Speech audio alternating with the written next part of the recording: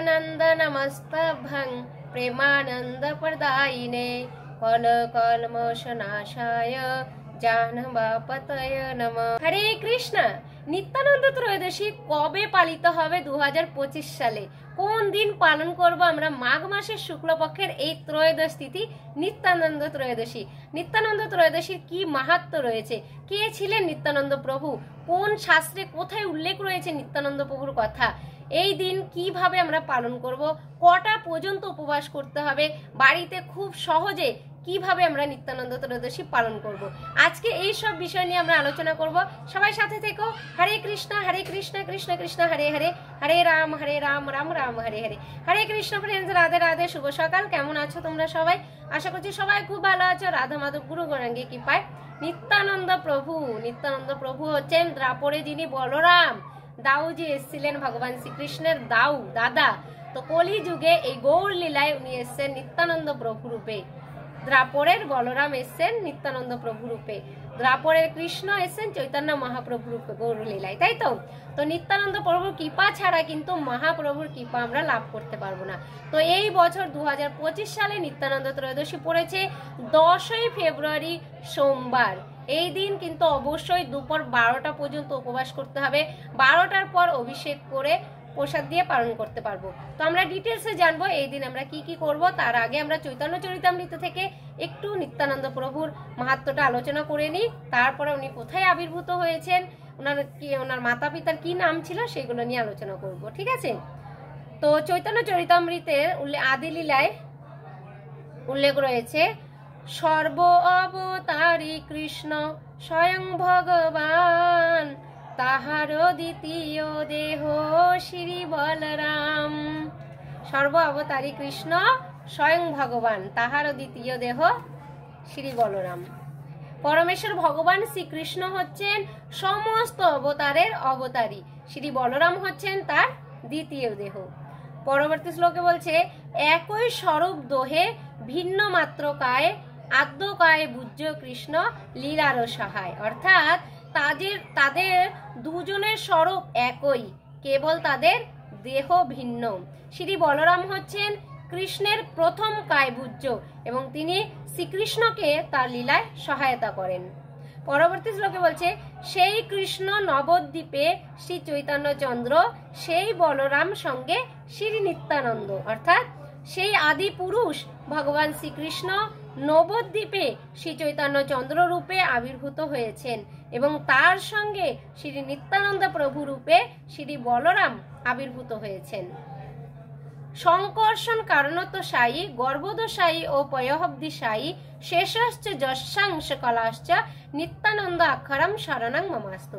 সংকর্ষণ কারণদোষায়ী বিষ্ণু, গর্ভদোষায়ী বিষ্ণু, ক্ষীরদোষায়ী বিষ্ণু এবং শেষ নাগ যার অংশ ও কলা সেই নিত্যানন্দ রাম আমার আশ্রয় হন। কৃষ্ণদাস কবিরাজ বলছেন, যিনি চৈতন্য চরিতামৃত লিখেছেন।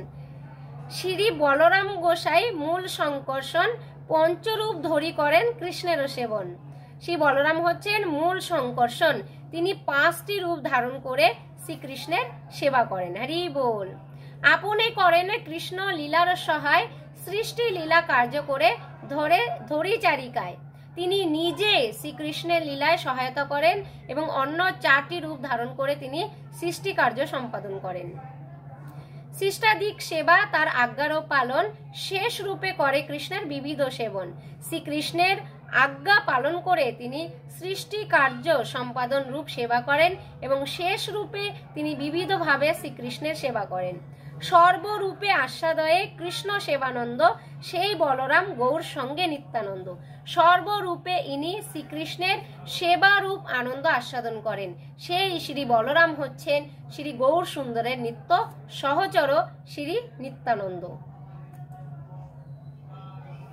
তো আরো রয়েছে অনেক শ্লোক, তো তোমরা এটা পাঠ করতে পারো। নিত্যানন্দ ত্রয়োদশীর দিন আদি লীলায় উল্লেখ রয়েছে, চৈতন্য চরিতামৃতের 4 নম্বর শ্লোক থেকে স্টার্ট আছে। নিত্যানন্দ প্রভুর পুরো তত্ত্ব নিরূপণ করা হয়েছে এখানে। তো নিত্যানন্দ প্রভুর নামের অর্থ হচ্ছে নিত্য। নিত্য মানে অর্থ হচ্ছে চিরন্তন, আর আনন্দ মানে হচ্ছে আনন্দ। তাই প্রভু নিত্যানন্দ হলেন সেই ব্যক্তি যিনি চিরন্তন আনন্দে আছেন এবং আনন্দে রাখেন। তো তো চৈতন্য মহাপ্রভুর কৃপা পেতে হলে কিন্তু আমাদের নিত্যানন্দ প্রভুকে খুশি করতেই হবে। তো নিত্যানন্দ প্রভু একচক্র ধামে, বীরভূমে রয়েছে একচক্র গ্রাম, একচক্র গ্রামের পবিত্র ভূমিতে নিত্যানন্দ প্রভু এই মাঘ মাসের শুক্লপক্ষের ত্রয়োদশী তিথিতে তিনি পিতা হারাই পণ্ডিত এবং মাতা পদ্মাবতীর কাছে আবির্ভূত হয়েছিলেন। নিতাই পদ কমল কোটি চন্দ্র সুশীতল, যেই ছায়া জগত জুড়ায়। তো নিতাইয়ের পদতল কোটি চন্দ্র, কোটি কোটি চন্দ্রের যে শীতলতা, সে শীতলতা আমরা প্রাপ্ত হতে পারবো নিত্যানন্দর চরণ তলায় থাকলে। নিত্যানন্দ প্রভু তাহলে কত কৃপাময়, যা চৈতন্য মহাপ্রভু থেকেও নিত্যানন্দ প্রভু বেশি উদার, বেশি উনার মানে খোলা দিল, বেশি উদার ভাবে উনি ভক্তদেরকে কৃপা করেন। কারণ দেখো জগাই মদাই যারা এমন কোনো পাপ নেই যেগুলো করেনি, তাদেরকে নিত্যানন্দ প্রভু উদ্ধার করে দিয়েছেন। এক সময় তো চৈতন্য মহাপ্রভু রেগে গেছিলেন, তিনি নিজের চক্রকে আহ্বান করেছিলেন, কিন্তু নিত্যানন্দ প্রভু কি বললেন, না প্রভু ওনাদেরকে ক্ষমা করে দিন। তাহলে নিত্যানন্দ প্রভু কত উদার, উনাকে কিন্তু মেরেছিল কলসির কানা দিয়ে, তবুও উনি বলছেন না, এদেরকে ক্ষমা করে দিন, এদেরকে শুদ্ধ কৃষ্ণ প্রেম ভক্তি প্রদান করুন। তাই তো নিত্যানন্দ প্রভুর কৃপা কিন্তু আমাদের অবশ্যই লাভ করতে হবে। তো নিত্যানন্দ ত্রয়োদশী হচ্ছে আগামী 10ই ফেব্রুয়ারি সোমবার। তো এই দিন খুব সকাল সকাল ঘুম থেকে উঠে পড়তে হবে, আমাদের ব্রহ্ম মুহূর্তে শয্যা ত্যাগ করতে হবে। সূর্য উদয়ের আগে উঠে যে কোনো পবিত্র নদীতে আমরা স্নান করব। তার আগে বলে রাখি, যারা আমিষভোজী অবশ্যই কিন্তু এই একাদশীর আগের দিন থেকে শুরু হচ্ছে, দ্বাদশীর দিনও আমিষ আহার বর্জন করতে হয়। তো ত্রয়োদশীর দিনই হচ্ছে নিত্যানন্দ ত্রয়োদশী, তো আমিষ আহার পুরোপুরি বর্জন করবে, কৃষ্ণ প্রসাদ গ্রহণ করবে। আর নিত্যানন্দ ত্রয়োদশীর দিন তো 12টা পর্যন্ত উপবাস থাকতেই হবে। যারা থাকতে পারবে না, যাদের সমস্যা রয়েছে, তো তারা জল ফল নিতে পারো, ঠিক আছে, অন্য নেবে না, দুপুর 12টা পর্যন্ত উপবাস থাকবে। তো নিকটবর্তী যে কোনো পবিত্র নদীতে আমরা স্নান করতে পারবো। যদি সেটা সম্ভব না হয়, নিজের বাড়িতে নিজের স্নানাগারে 3 বার গঙ্গা গঙ্গা গঙ্গা বলে গঙ্গা স্নান করে দ্বাদশ সঙ্গে তিলক ধারণ করে ভগবানের সুন্দর করে মঙ্গল আরতি করব। তারপরে নিত্যানন্দ প্রভুর চরণে তুলসী পুষ্প অর্পণ করব। পঞ্চতত্ত্ব যাদের বাড়িতে আলেখ্য রয়েছে, তো মহাপ্রভু, নিত্যানন্দ প্রভু, অদ্বৈত আচার্য, এই 3 জনকে তুলসী অর্পণ করা যাবে। আর গদাধর পণ্ডিত আর শিবাস পণ্ডিত 2 জনকে পুষ্প অর্পণ করা যাবে। এদের 3 জনকেও পুষ্প দেওয়া যাবে, পুষ্প সবাইকে অর্পণ করা যাবে। তো আর নিত্যানন্দ প্রভুর কাছে কৃপা প্রার্থনা করতে হবে, উনি যেন আমাদের কৃপা করেন, শুদ্ধ প্রেম ভক্তি দান করেন, আর আমাদের সমস্ত অপরাধ যাতে সূক্ষ্ম করে দেন, অপরাধ যাতে ক্ষমা করে দেন। তাই তো তো এইভাবে তারপরে তো ফাস্টিং চলবে 12টা পর্যন্ত। 12টার সময় নিকটবর্তী যে কোনো মন্দিরে গিয়ে তোমরা অভিষেক দর্শন করতে পারো। আমাদের মায়াপুরেও প্রসাদেরও ব্যবস্থা থাকে। 12টার পর অভিষেক মোটামুটি 11টায় স্টার্ট হয়ে যায়, 10:30 পৌনে 11টায় স্টার্ট হয়ে যায়, 12টা পর্যন্ত অভিষেক চলে। তারপরে সবাই চরণামৃত নিয়ে তারপরে মহাপ্রসাদের ব্যবস্থা থাকে, মহাপ্রসাদে। তো তোমরা যদি আসতে পারো মায়াপুরে, অবশ্যই চলে আসবে। না হলে যদি বাড়িতে করতে চাও, বাড়িতেও অবশ্যই করতে পারবে। বাড়িতে যাদের বিগ্রহ আছে গৌরনীতায়, তারা তো অবশ্যই করবে। যাদের আলেখ্য রয়েছে তারাও করতে পারো। আলেখ্য যদি গৌরনীতায় না থাকে, পঞ্চতত্ত্বের আলেখ্যেও তোমরা অভিষেক করতে পারবে। কি কি দিয়ে অভিষেক করবে?